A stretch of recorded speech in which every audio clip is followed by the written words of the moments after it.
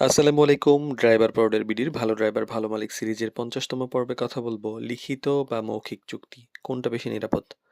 তো ড্রাইভিং চাকরির ক্ষেত্রে অনেক সময় কাজ শুরু হলে যখন শুরু হয় তখন বেশিরভাগ ক্ষেত্রে কথার মাধ্যমে হয়।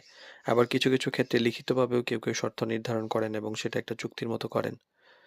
তো প্রশ্ন হলো যে আসলে কোনটা বেশি নিরাপদ। তো এই ব্যাপারে আমরা একটু ধারণা নেওয়ার চেষ্টা করি। মৌখিক চুক্তির ক্ষেত্রে হয় কি যে অনেক ক্ষেত্রেই ড্রাইভার এবং মালিক শুধু কথার বলেই কাজটা শুরু করে দেন।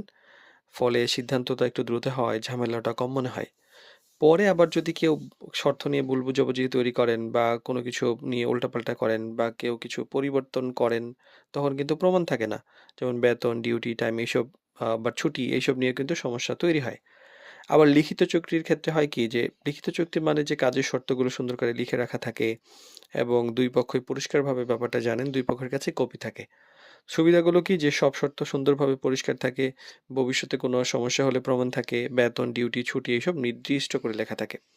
অসুবিধা হইলো অনেকে এটাকে একটু ঝামেলা মনে করেন আর কেউ মানে লিখিত চুক্তির ক্ষেত্রে এটা কেউ করেন, সবাই করেন না এবং এটাকে একটু অবহেলাই করা হয়।